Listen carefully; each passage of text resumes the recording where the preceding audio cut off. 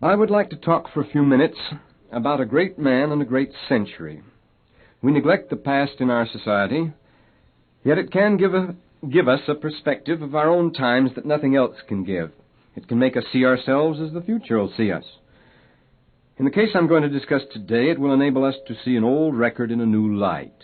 The only old record, by the way, that any of us have ever read, or many of us.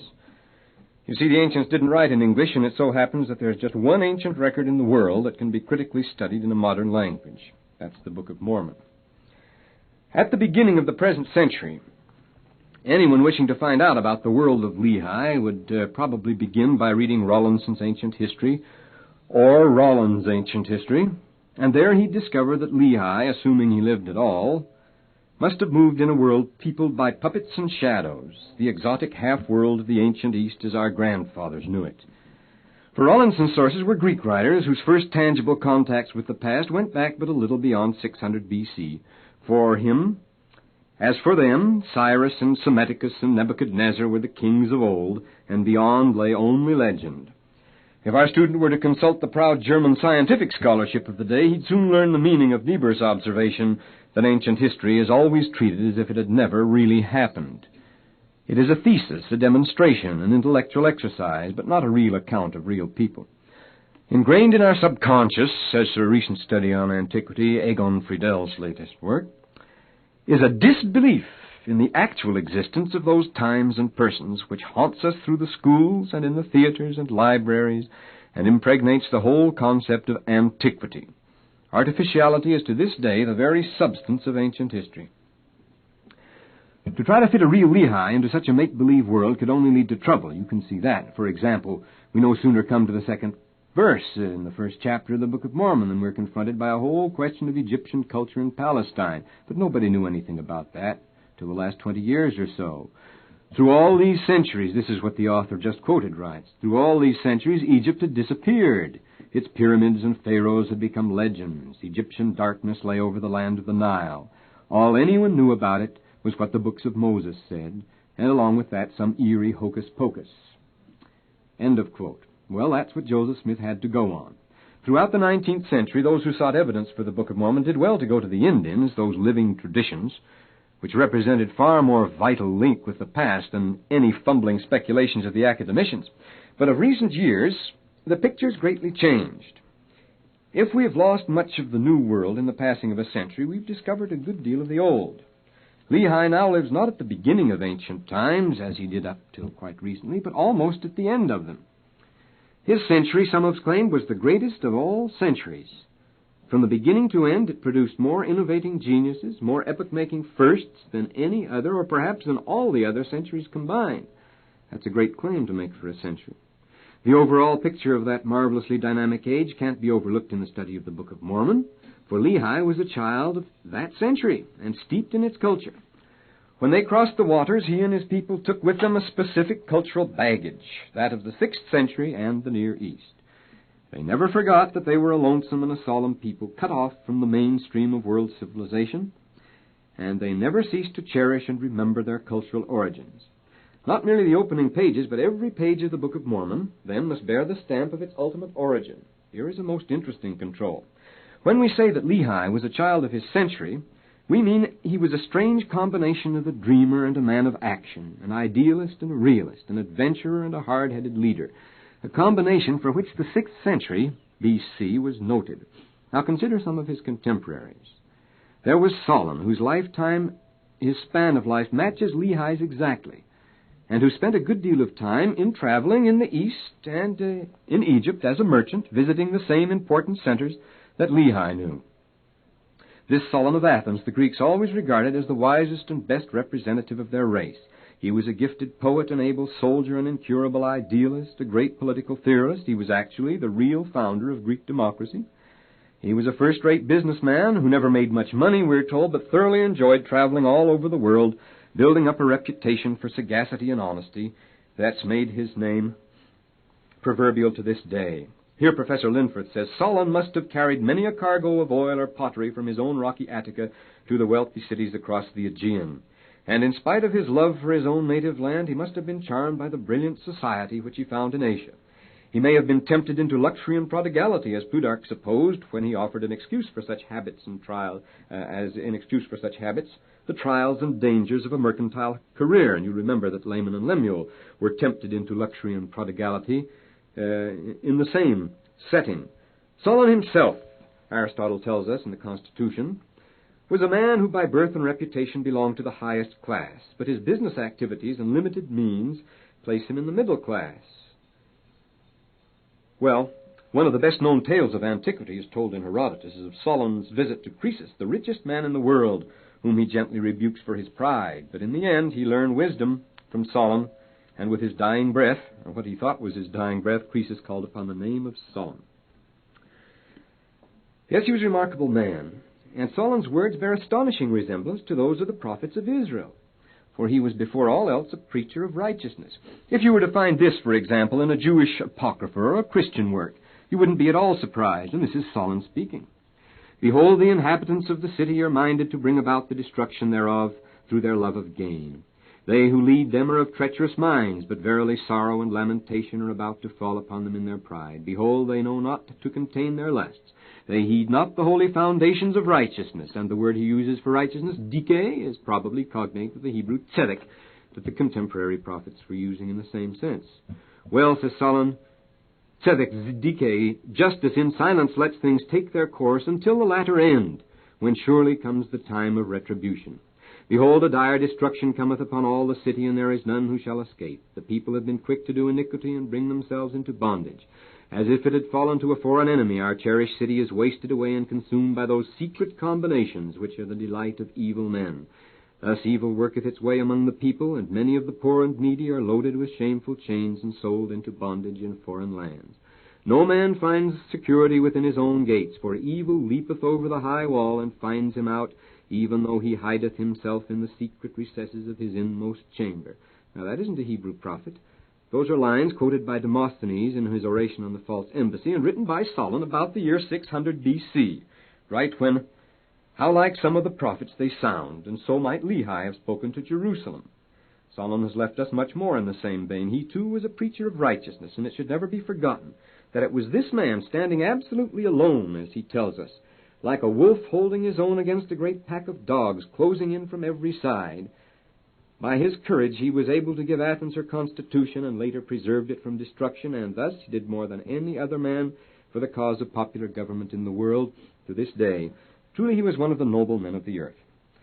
Another who visited the East on business in Lehi's day and may have been a personal friend was Thales of Miletus. He's nothing less than the father of Western philosophy and science. His mother was a Phoenician, and he received most of his education in Egypt. That gives him much the same cultural background you see as Lehi, Syrian and Egyptian. He can be dated by an eclipse which he predicted in the year 585, that is, within a year or two of the destruction of Jerusalem. We see he's strictly a contemporary of Lehi here. Aristotle says that Thales, when they laughed at him as being a dreamer, remember they laughed at Lehi for being a dreamer, and for being an impractical man, to teach his critics a lesson, he turned his remarkable intelligence to business and in a short time succeeded in cornering the local market in olive oil, thereby acquiring great wealth. The story's worth quoting here. Plato tells a like story in the Theaetetus, but this is what Aristotle tells us in the Politics. He says, when they made fun of him because of his poverty, as showing how useless his philosophy was to him, it said that he made a study of weather conditions and estimated that what the olive crop would be for the coming season. And while it was still winter, he borrowed a little money and bought up all the olive presses used in oil manufacture in Miletus and Chios, getting them for a song, since nobody thought they'd be worth very much. But when a bumper crop came along, there was a sudden and overwhelming demand for olive presses, and Thales was able to get whatever he asked for his. So by making a pile of money, and Aristotle says a pile of money, Thales demonstrated that it was easy for intelligent men to get rich if they put their minds to it. And in the next sentence, Aristotle used the word monopoly. He says Thales got a monopoly, and that's the first occurrence of the word in literature, anywhere. Well, after Thales got rich, though, he returned to a life of thought. But it wasn't to a thought devoid of action. Like Solon, he remained all his days a traveler and a man of the world, going from city to city and from land to land, imparting freely of his great scientific and political knowledge to all who asked for it. Among other things, he drafted a constitution for the United States of Greece. What an advanced century that was. These men weren't freaks or misfits in their days. They'd been hailed in every age as the noblest representative of their time. They're usually numbered, in fact, among the so-called 7 wise men, all of whom were strictly contemporary with Lehi, all of whom combined great powers of imagination with sound practical sense and unshakable moral integrity, hence their reputation for wisdom. They're all supposed to have lived at the same time. They're supposed to have feasted together. Stories are told about their banquets and their conversations and so forth. But they were the wisest men who ever lived, and they were all contemporaries of Lehi. And they were all active politicians and colonizers, for no century can rival the 6th in importance of its political developments. That century saw, not only in Palestine, but throughout the world, the final collapse of the old sacral kingship. And into the vacuum it left behind rushed all sorts of political parties and theories. Almost every city in the world was torn between oligarchical, dictatorial, and democratic factions, just as Jerusalem was, in a desperate struggle to establish a new principle of authority in government. Even in the East, where monarchy continued its sway, the greatest figure of the 6th century is Cyrus, the ideal philosopher-king whom the Jews and the Greeks vie in honoring forever after. And we're told that Cyrus's chief counselor was Croesus, and Croesus had his wisdom from Solon. See, all these men knew each other. Well, it's not without significance that Lehi counted among his contemporaries not only the greatest first names in science and art and politics and even business, for Croesus belonged to his generation, but the most illustrious religious founders known to history. Others are lost in the mists of history, but consider all these: Gautama Buddha, Confucius, Lao Tse, Vardhamana Mahavira, the founder of Jainism, Zarathustra, Pythagoras, all of Lehi's day, all strictly contemporary. The only question has been about Zarathustra. Now it's generally believed that he was killed, about 582 or 583, in other words, the same time Jerusalem fell. So he was contemporary too. Well, all these great founders and religious men were seekers for light, and whatever degree of success they may have enjoyed, their lives are an eloquent commentary on the unparalleled display of physical, mental, and spiritual energy that renders the century of Lehi unique among all others. It was an unsettled age of big ideas and big projects, a time of individual enterprise and great private fortunes, flourishing precariously under the protection of great rival world powers, everlastingly intriguing and competing for markets and bases. A strange, tense, exciting, and very brief moment of history when everything was big with the future. No other moment of history was so favorable for the transplanting of civilization, so heavily burdened with the heritage of the past, or so rich in promise. But to a few things about this transplanting of civilization. The spirit of adventurous quest, of widening horizons, the urge to assimilate all the past and master it, that's so characteristic. The relentless compulsion to achieve all of the 6th century. They're embodied and idealized in the figures of the 7 wise men. It was a great age of colonization. Everyone was taking part in new settlement projects. A dozen Greek poets of the time tell us about them. Following the practice established, small bands of people, relatives and friends, would go forth under the direction of able and daring leaders, looking for places to settle and try their luck. These places were scouted out ahead of time. The thing was quite systematically run. That was the method. Everyone was traveling looking for promised lands. And by the 6th century, pickings were pretty poor. The Mediterranean was already a closed sea. Finally, in the year 530, the Straits of Gibraltar were completely closed. The Phoenicians allowed no ships after them to pass through at all. The great maritime powers fiercely competed for zones of control in Lehi's day. Merchants and settlers were already moving along the Atlantic seaboard and into the heart of Asia, and still more ambitious programs of exploration were indicated. One of Lehi's contemporaries, Necho, sailed clear around Africa from the east to west, clear around Africa at the time, Necho was in charge of the expedition. He didn't go with it, in the days of Lehi. And another one, a Phoenician, Hanno, tried to do the same thing from the west to the east and took a large colony clear down to Cape Verde. To explain how a lot of Near East artifacts got to America, Mr. Gladwin assumed that part of a great exploration fleet originally organized by Alexander the Great made a voyage across the Pacific to the New World. Well, that's raised many objections, and the date's been disturbingly late. But Gladwin didn't have any other choice because he didn't know of such expeditions. Why didn't he? Because they were very secret. Paul Herman recently wrote a very good book. It's been translated into English now on that subject. These explorations, settlements, commercial projects of the big maritime corporations were highly competitive and very secret. So it's not surprising that while we find unmistakable evidence of their activity everywhere, from Britain to Central Africa and from the East Indies, it's very difficult to discover any accounts of the actual undertakings. If Lehi is very skillful at covering his moves, as the Book of Mormon tells he was, the other great merchants and colonizers were that. They had to be. Now let's consider Lehi. Just read the first 2 chapters of 1 Nephi, and what do you get? Lehi doesn't belong to the imagined Orient of 50 years ago. He's at home in a very different kind of world, and a very real one. In the brief compass of Nephi's account, which is an abridgment of his father's own journal, he tells us, whose style it imitates and continues, we're given an amazing amount of information, both general and particular, regarding conditions in Lehi's day. Lehi was a man, we're told, possessed of exceeding great wealth, in the forms of gold, silver, and all manner of precious things. He had his own house at Jerusalem, these are all quotations, yet he made it a point to go forth from the city from time to time. And the land of his inheritance was some distance from the town.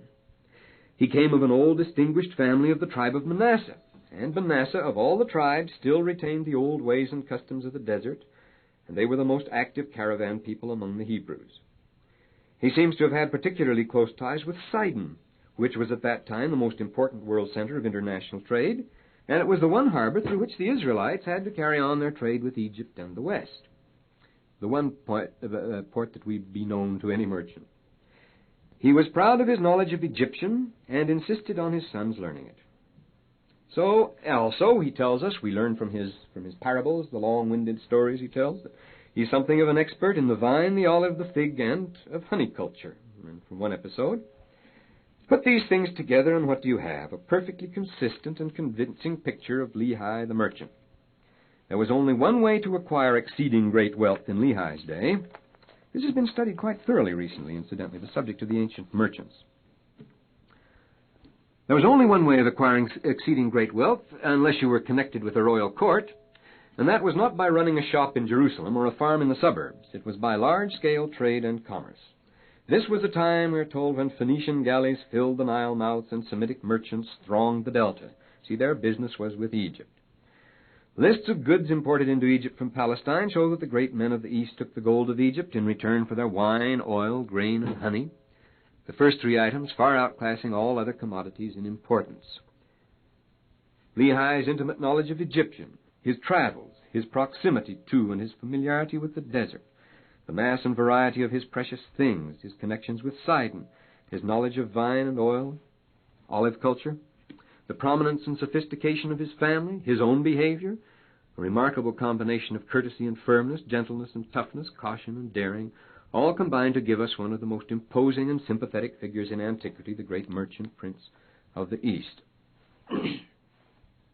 We should talk about the great merchant prince. Hugo Winkler wrote about them long ago, but quite recently Paul Herman in his book has a lot to tell us about them. Men of courage, enterprise, great daring, had to possess the peculiar qualities that Lehi did.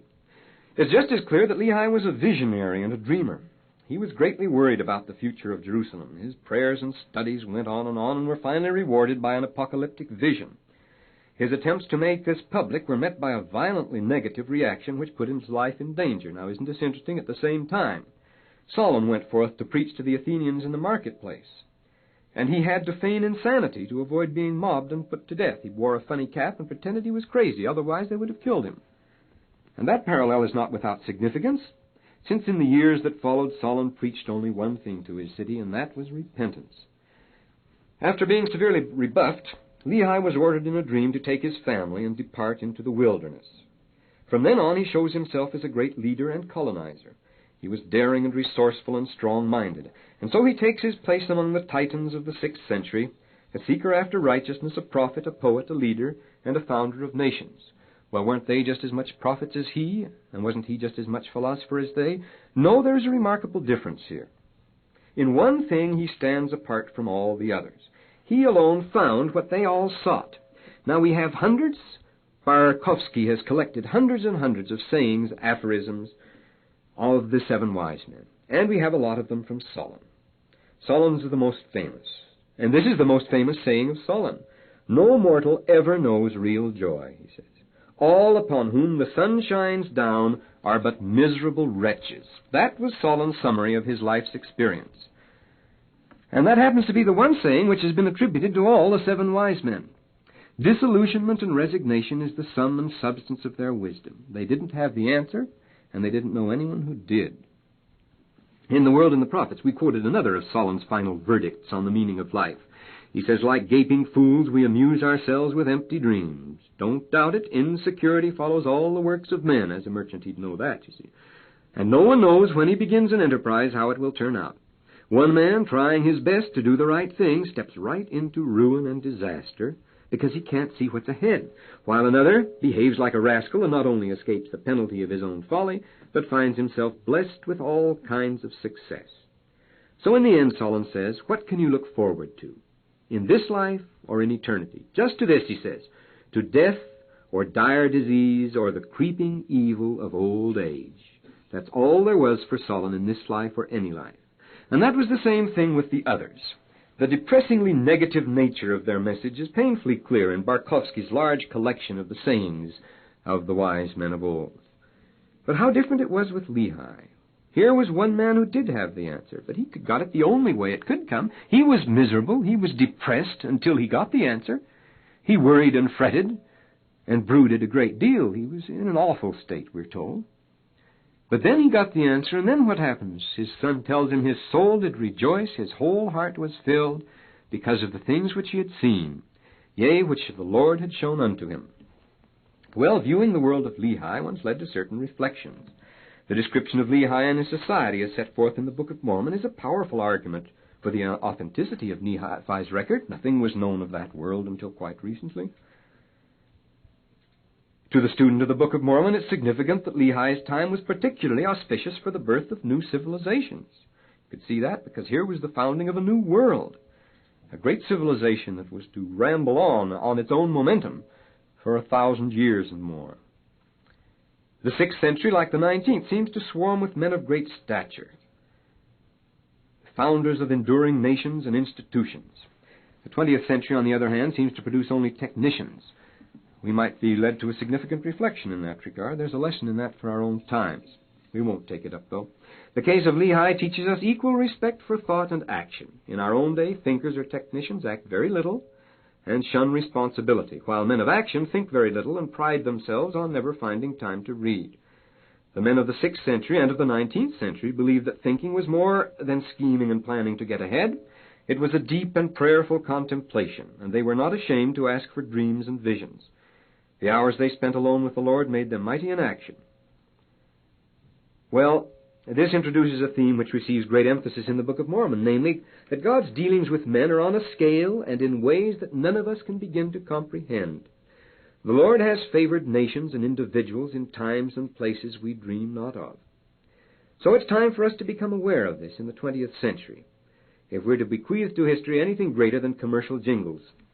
History, says Trevelyan, enables us by the light of what men once have been to see the thing we are, and dimly to descry the form of what we should be. And no history can do that better for us than the Book of Mormon. Here is a lesson for our own times. What would one have said of the future of the world in 600 B.C.? Why, that within 300 years, with such booming, with such economic success, with so many great men, with such scientific and philosophical brains around, man would have learned all the secrets of nature and brought the millennium. But let us visit the earth 300 years later, and what do we find? There have been no great natural calamities. The vast majority of the race has enjoyed almost unbroken peace and security. Wars are now being fought by small professional armies. Things are pretty safe for other people. But where are the signs of progress we expected? Only in the accumulation of gadgets. There's a marvelous technical development, but it's already showing signs of decline. We're talking about the 3rd century now. Gadgets have accumulated, but brains have not. The world swarms with PhDs, bright, ambitious men, but there are no great men. For degrees are gadgets and can be turned out in any desired amount. Administration has become a fine art by the 3rd century, but thinking has become a lost art. The 3rd century B.C. was a world of technicians and educators. But as the educators made their courses easier and easier, the number of competent new technicians being turned out became less and less. The slogans of education for living and education for success completely stifled fundamental research within 2 generations of Aristotle, and soon applied research followed suit. Even the modest minimum quota of technicians failed to reproduce itself, and so the amazingly advanced and sophisticated techniques of the ancients, useful and appreciated as they were all completely lost. Let that be a lesson for us. Again, after the immense promise of the past 3 centuries, we are turning out only technicians and educators. Again, even with the universal education and unparalleled population, we are unable to keep up even a poor minimum of technicians necessary to keep our machines going. The lowering of technical standards has become alarming. Take this field of ancient history to which I've been talking. 50 years ago, if one were to address a large body of college students, most of them would be pretty sure to understand our historical allusions and to be able to read at least one body of ancient text in the original.